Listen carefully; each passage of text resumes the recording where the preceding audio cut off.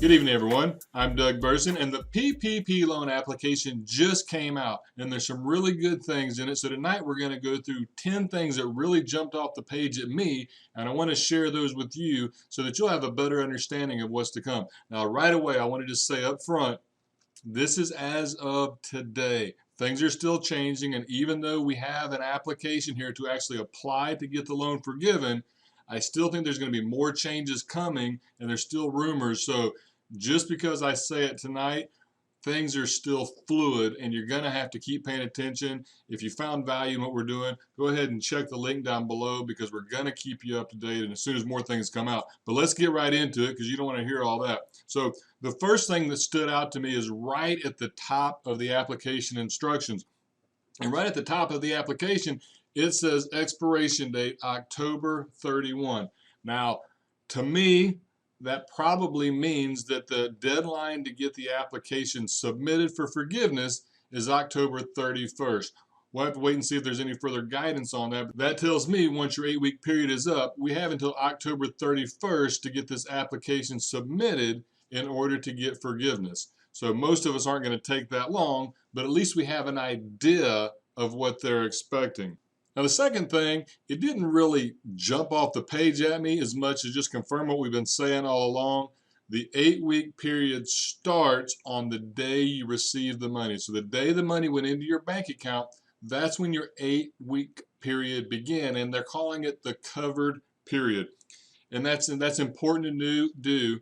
And we showed a video the other day, showed you how to work through all that. But now they've brought up an alternative covered period. And this is a big deal. It's something we were really hoping for. And what they've said is, if you are somebody who has a bi-weekly payroll and it doesn't fit exactly with their cycle, they're allowing us to do an alternative period for our 8 weeks for our payroll items. So if your period started last Friday, but your first payroll run is this Friday, we can actually start your 8-week period for purposes of payroll with this coming Friday. So it has to be the period after the date that you got your funding. So we can't pick any 8-week period like we originally thought from the bill, but we do get to choose the next period. So that means we were really worried that a lot of you guys are going to do an extra payroll run just to make sure you got the expenses in. That's now been addressed. It's a fair fix. I can accept that.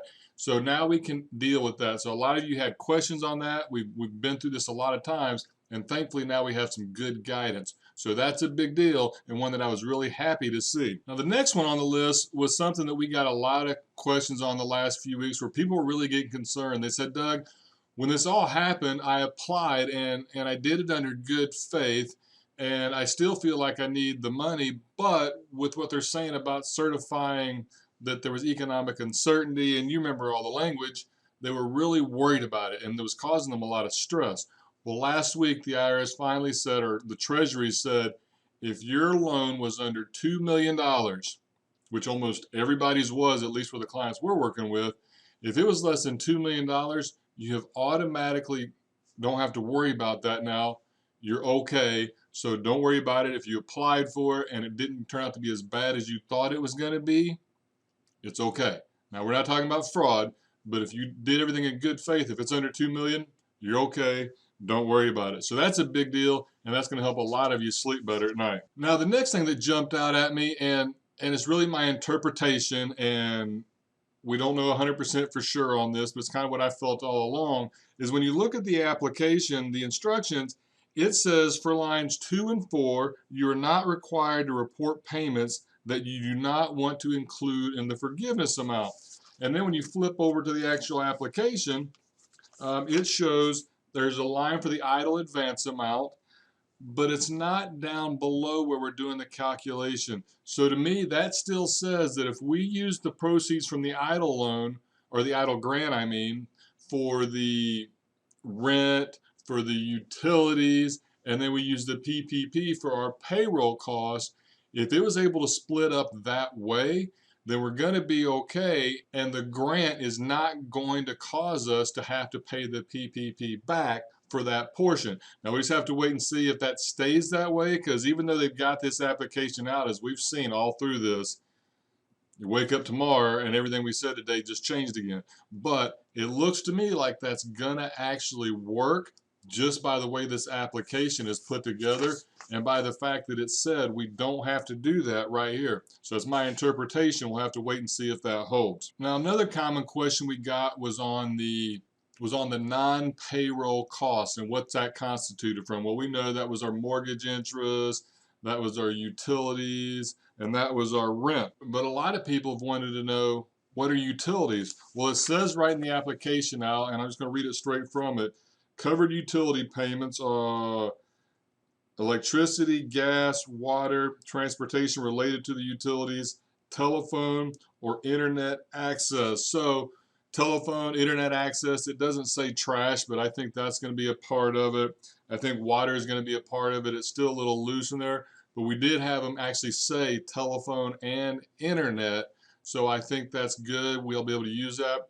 To me, that's cell phones too in today's age. So at this point, I think that's going to be good. But remember, I said there's that alternate 8-week period. The way I'm interpreting this right now is that the 8-week period that we can do alternate, that's just for the payroll. These costs are actually going to still start with the date of our loan. So you're really going to end up with 2 periods for now, unless they relax this. You're going to have the non-covered, which is for the utility, rent, mortgage, and then you're going to have the payroll that's a separate cycle, and we're going to have to track both of those, but that way we can maximize our loan. And it also does still say 25% maximum. We still think there may be some forgiveness on that, some relaxing, so that that'll be an easier target for some of us to hit. But for now, the application still says maximum of 25% for the non-payroll costs. So that to me was a big deal. It's still there and something we're going to have to deal with. Now, a big one that a lot of you are watching this, because a lot of you who are watching this are the owners of your business. And a big one that we've been wondering is, what about officers' salary? And how is that going to work out? Because I know we even talked about it in one of the earlier videos. For now, they're saying we can pay more to the owners. Well, now they finally did address it. I was afraid they would, and they did.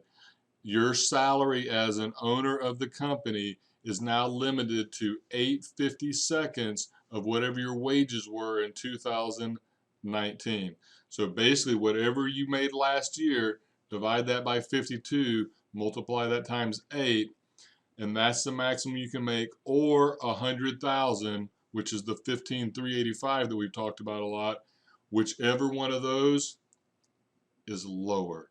So if you only made 40,000, you can't take advantage of the 100,000 this year. It's the lower number, and that's kind of a ding. I don't think that's fair for a lot of people, because a lot of you out there have been busting your tails the last 2 months, 3 months, trying to get through this. And from an economic standpoint, you have earned the extra pay, but there's also tendency for people out there to abuse things. So they had to put that in there, I'm sure. And we thought it would come. We were hoping they wouldn't, but it did. So now we know it's limited to 8/52 of whatever your payroll was for last year.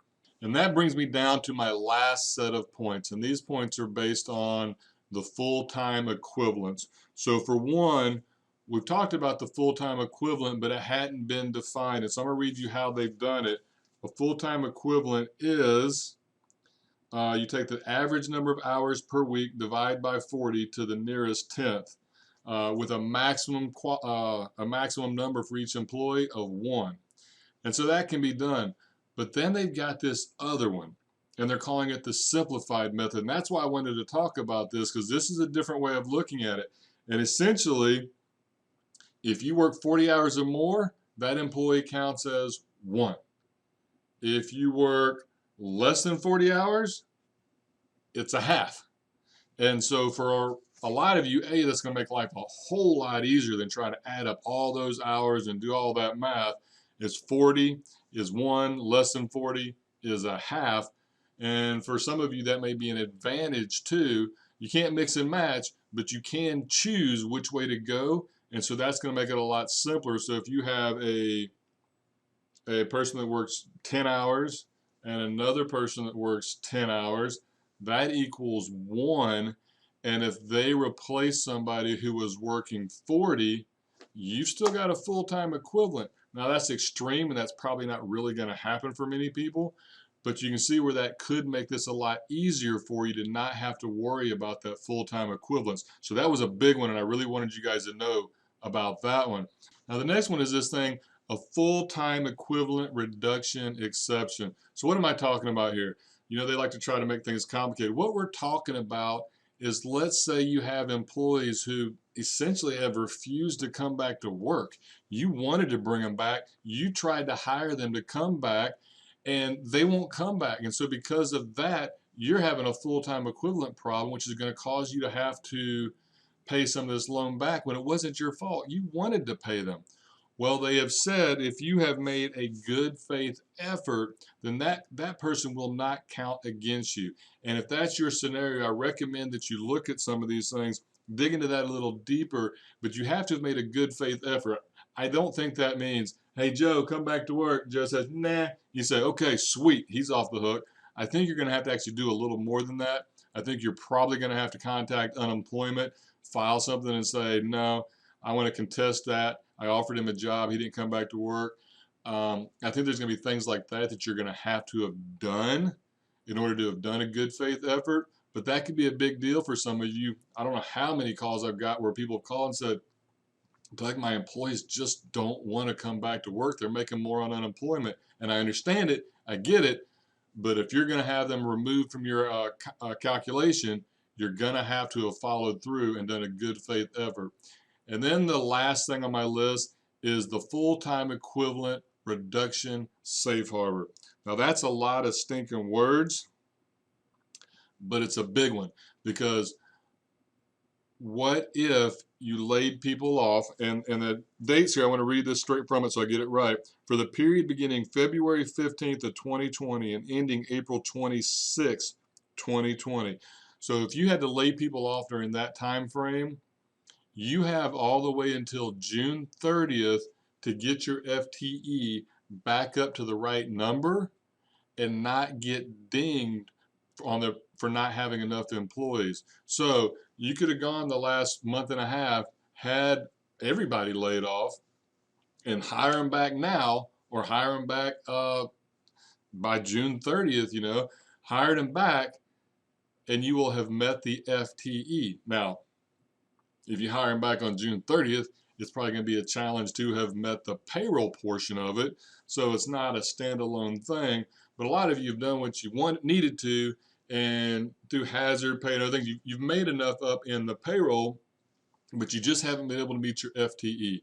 If you can get them back on payroll by June 30th, they're going to say all is well. You've done what you were supposed to, and that's reassuring. We thought that's the way it was going to be. It's been saying it in there all along, and we've said it before, but to actually see it in the application for forgiveness makes it feel a lot more solid. Now, those are the main things that I saw in here. We're going to go into more detail on more of it later because there's a lot more meat to it. I just wanted to hit the high things, and I also got to reiterate, I'm sure this is going to change. And I'm sure there's going to be more changes coming. More rules are going to be adjusted. As this thing gets out there and the public gets to reviewing it more, there's going to be complaints. Somebody's not going to be happy, and we'll probably get changes. We know that's how it's going to be. But we'll pivot. We'll make sure you know what's going on, and we'll keep you up to date. But those are the big ones, and we'll talk to you later. That tells me now the second thing